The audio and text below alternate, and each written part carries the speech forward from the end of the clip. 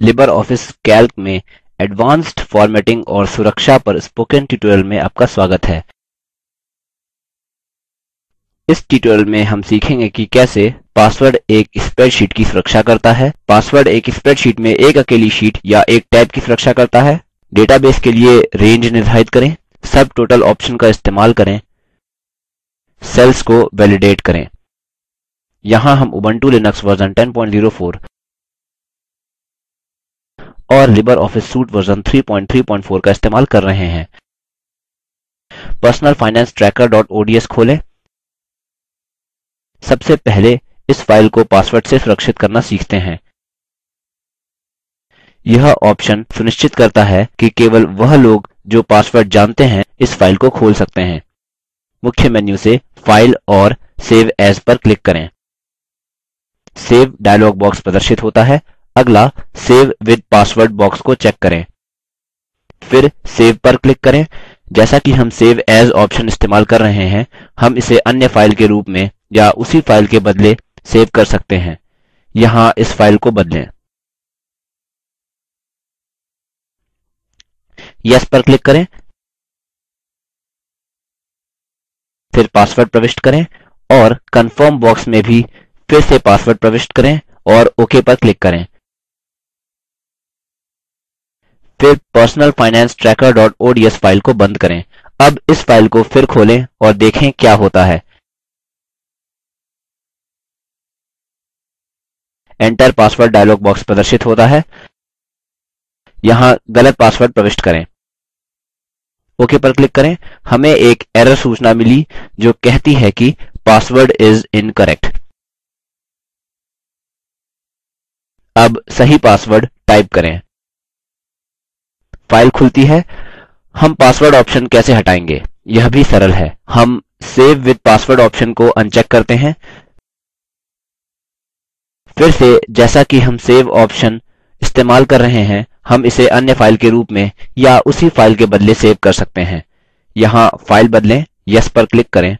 इस फाइल को बंद करें और खोलें। इस फाइल को खोलने के लिए आपको पासवर्ड की आवश्यकता नहीं है। सीखते हैं कि पासवर्ड इस फाइल से विशेष शीट्स को कैसे सुरक्षित करता है। मेन्यू बार से टूल्स, प्रोटेक्ट डॉक्यूमेंट और शीट पर क्लिक करें। प्रोटेक्ट शीट डायलॉग बॉक्स प्रदर्शित होता है। शीट को सुरक्षित करने के लिए सबसे पहले ऑप्शंस सिलेक्ट लॉक्ड सेल्स और सिलेक्ट अनलॉक्ड सेल्स को अनचेक करें। अब पासवर्ड फील्ड में छोटे अक्षरों में ABC टाइप करें और कंफर्म फील्ड में पासवर्ड फिर से प्रविष्ट करें। ओके पर क्लिक करें। अब सेल में डेटा को चुनने और बदलने की कोशिश करें। हम किसी भी सेल को चुनने में सक्षम नहीं हैं। शीट बदली नहीं जा सकती। किंतु अन्य शीट्स का क्या? शीट 2 पर क्लिक करें। एक सेल चुनें और उसे बदलने की कोशिश करें। कैल्क हमें अन्य शीट्स में सेल्स को बदलने की अनुमति देता है। पहली शीट में वापस जाएं। अब शीट को असुरक्षित करें। यह सरल है। मेन्यू बार से टूल्स, प्रोटेक्ट डॉक्यूमेंट और शीट पर क्लिक करें। एक डायलॉग बॉक्स प्रदर्शित होता है जो पासवर्ड मांगता है। इसमें छोटे अक्षरों में ABC प्रविष्ट करें और ओके पर क्लिक करें। हम सेल्स को फिर से चुनने में सक्षम हैं। रेंजेस के बारे में सीखें। आप एक स्प्रेडशीट में सेल्स की रेंज निर्धारित कर सकते हैं और उसे एक डेटाबेस की तरह इस्तेमाल कर सकते हैं। इस डेटाबेस में प्रत्येक रो एक डेटाबेस रिकॉर्ड के अनुरूप होती है और रो में प्रत्येक सेल एक डेटाबेस फील्ड के अनुरूप होती है। आप रेंज पर क्रमबद्ध वर्गीकरण खोजना और गणना कर सकते हैं, जैसा कि आप किसी भी डेटाबेस में करते हैं। पर्सनल फाइनेंस ट्रैकर.ods में डेटा निर्धारित करें और डेटा क्रमबद्ध करें। सबसे पहले डेटाबेस में जो चीजें हमें चाहिए उन्हें चुनें। शीर्षक SN से अकाउंट तक सभी डेटा को एक साथ चुनें। हमने पहले ही सीखा है कि डेटा कैसे चुनें। अब अपने डेटाबेस को नाम दें। मेन्यू बार से डेटा पर क्लिक करें और फिर डिफाइन रेंज पर क्लिक करें। नेम फील्ड में DTBS टाइप करें, जो कि डेटाबेस का शॉर्ट फॉर्म है। ओके पर क्लिक करें। फिर से मेन्यू बार में डेटा और सिलेक्ट रेंज पर क्लिक करें। ध्यान दें, select database range dialog box जो प्रदर्शित होता है उसमें डेटाबेस के लिए नाम DTBS सूचीबद्ध है। ओके बटन पर क्लिक करें। अब इस डेटाबेस में डेटा क्रमबद्ध करें। मेन्यू बार से डेटा और सॉर्ट पर क्लिक करें। सॉर्ट डायलॉग बॉक्स जो प्रदर्शित होता है उसमें सॉर्ट बाय फील्ड पर क्लिक करें और SN चुनें। अगला दाईं तरफ से डिसेंडिंग चुनें। पहले देन बाय फील्ड के नीचे ड्रॉप डाउन पर क्लिक करें और कॉस्ट चुनें। फिर से दाईं तरफ से डिसेंडिंग चुनें। दूसरे देन बाय फील्ड में ड्रॉप डाउन पर क्लिक करें, स्पेंट चुनें और फिर से डिसेंडिंग चुनें। ओके पर क्लिक करें। डेटा शीर्षक SN के अंदर क्रमबद्ध हो गया है और अवरोही क्रम में। उसी प्रकार से हम डेटाबेस में अन्य ऑपरेशंस भी क्रियान्वित कर सकते हैं। क्रम को अंडू करने के लिए Ctrl+Z दबाएं और असली डेटा मिलता है। अब सीखते हैं कि कैल्क में सब टोटल ऑप्शन कैसे इस्तेमाल करें। सब टोटल ऑप्शन आपकी पसंद के गणितीय फंक्शन का इस्तेमाल करके अलग अलग शीर्षकों के अंदर डेटा के कुल जोड़ की गणना करता है। शीर्षक कॉस्ट के अंदर के डेटा का पूर्ण योग पता करें। सबसे पहले रो संख्या 8 की एंट्री को मिटाएं। SN से अकाउंट तक सभी डेटा को एक साथ चुनें। अगला मेन्यू बार से डेटा और सब टोटल्स पर क्लिक करें। सब टोटल्स डायलॉग बॉक्स जो प्रदर्शित होता है उसमें ग्रुप बाय फील्ड से SN चुनें। यह डेटा को सीरियल नंबर से वर्गीकरण करता है। अगला कैलकुलेट सब टोटल्स फॉर फील्ड में कॉस्ट ऑप्शन पर क्लिक करें। यह इसके अंदर की सभी एंट्रीज के जोड़ की गणना करेगा। यूज फंक्शन फील्ड के नीचे सम चुनें और ओके पर क्लिक करें। ध्यान दें कि कॉस्ट्स शीर्षक के अंदर की एंट्रीज का ग्रैंड टोटल स्प्रेडशीट पर प्रदर्शित होता है। यहाँ शीट के बाईं तरफ 3 नए टैब्स हैं, 1, 2 और 3। यह टैब्स डेटा के 3 अलग अलग व्यू देते हैं। टैब 1 पर क्लिक करें। ध्यान दें कि कॉस्ट्स के अंदर डेटा का केवल कुल जोड़ प्रदर्शित होता है। टैब 2 पर क्लिक करें। कॉस्ट्स में डेटा और साथ ही कुल जोड़ प्रदर्शित होता है। अब टैब 3 पर क्लिक करें। हमें कॉस्ट के अंदर डेटा के कुल जोड़ के साथ शीट का विस्तृत व्यू मिलता है। इस फाइल को बंद करें। बदलावों को सेव या डिस्कार्ड करने के लिए सूचना के साथ एक डायलॉग बॉक्स प्रदर्शित होता है। डिस्कार्ड पर क्लिक करें। अब इस फाइल को फिर से खोलें। अब लिबरऑफिस कैल्क में वैलिडिटी ऑप्शन के बारे में सीखते हैं। वैलिडिटी ऑप्शन स्प्रेडशीट में डेटा को मान्य करता है। यह स्प्रेडशीट में चुनित सेल्स के लिए वैलिडेशन रूल्स उल्लिखित करके कर सकते हैं।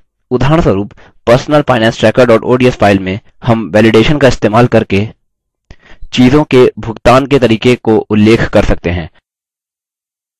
अब शीर्षक डेट और उसके कंटेंट को डिलीट करें। शीर्षक रिसीव्ड के आगे मोड ऑफ पेमेंट के लिए शीर्षक MOP दें। शीर्षक MOP के नीचे शीर्षक आइटम्स में डेटा एंट्रीज के लिए मोड ऑफ पेमेंट्स को दर्शाने के लिए सेल्स का उपयोग किया जा सकता है।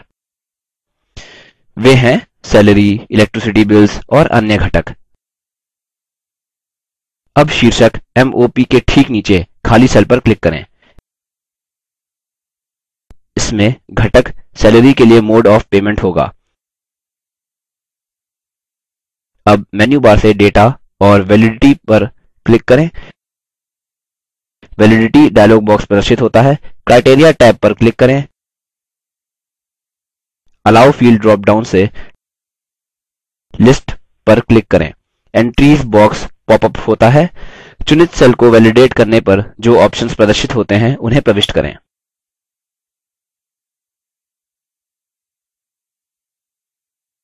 पहले मोड ऑफ पेमेंट के लिए इन कैश टाइप करें और फिर कीबोर्ड से एंटर की दबाएँ। इसके बाद दूसरे मोड ऑफ पेमेंट के लिए डिमांड ड्राफ्ट टाइप करें, ओके पर क्लिक करें। चुनित सेल्स वैलिडेटेड हैं। अब साथ में प्रदर्शित हो रहे डाउन एरो पर क्लिक करें। क्या आप ऑप्शन्स देख सकते हैं जिन्हें हमने एंट्रीज बॉक्स में मोड ऑफ पेमेंट्स के रूप में प्रविष्ट किया है? नीचे सेल्स को वैलिडेट करने के लिए सबसे पहले टूल बार में फॉर्मेट पेंट ब्रश ऑप्शन पर क्लिक करें। फिर वैलिडेट सेल्स के नीचे सेल्स को बायां माउस बटन दबाकर और सेल्स के साथ ड्रैग करके चुनें। अब माउस बटन छोड़ दें। सभी चुनित सेल्स उसी प्रकार से वैलिडेट हो गए हैं।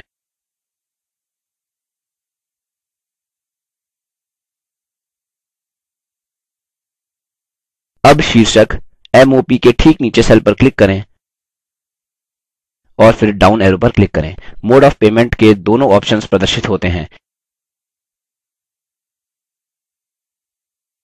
इन कैश ऑप्शन चुनें। उसी प्रकार से किए गए मोड ऑफ पेमेंट के अनुसार प्रत्येक वैलिडेटेड सेल्स में आप कैश या डिमांड ड्राफ्ट चुन सकते हैं। इसी के साथ हम लिबर ऑफिस कैल्क पर इस स्पोकन ट्यूटोरियल की समाप्ति पर आ चुके हैं। संक्षेप में हमने सीखा कि कैसे पासवर्ड एक स्प्रेडशीट की सुरक्षा करता है, पासवर्ड एक स्प्रेडशीट में एक अकेली शीट या एक टैब की सुरक्षा करता है, डेटाबेस के लिए रेंजेस निर्धारित करें, सब टोटल ऑप्शन इस्तेमाल करें, सेल्स को वैलिडेट करें। निम्न लिंक पर उपलब्ध वीडियो देखें। यह स्पोकन ट्यूटोरियल प्रोजेक्ट को सारांशित करता है। यदि आपके पास अच्छा बैंडविड्थ नहीं है तो आप इसे डाउनलोड करके देख सकते हैं। Spoken tutorial project team spoken tutorial का उपयोग करके कार्यशालाएँ भी चलाती हैं। उनको प्रमाण पत्र भी देते हैं जो ऑनलाइन टेस्ट पास करते हैं। अधिक जानकारी के लिए कृपया हमें contact@spoken-tutorial.org पर लिखें। Spoken tutorial project talk to teacher project का हिस्सा है। यह भारत सरकार के MHRD के ICT के माध्यम से राष्ट्रीय साक्षरता मिशन द्वारा समर्थित है। इस मिशन पर अधिक जानकारी के लिए उपलब्ध लिंक पर संपर्क करें। spoken-tutorial.org/nmeict-intro। मैं रवि कुमार IIT बॉम्बे की ओर से अब आपसे विदा लेता हूँ। हमसे जुड़ने के लिए धन्यवाद।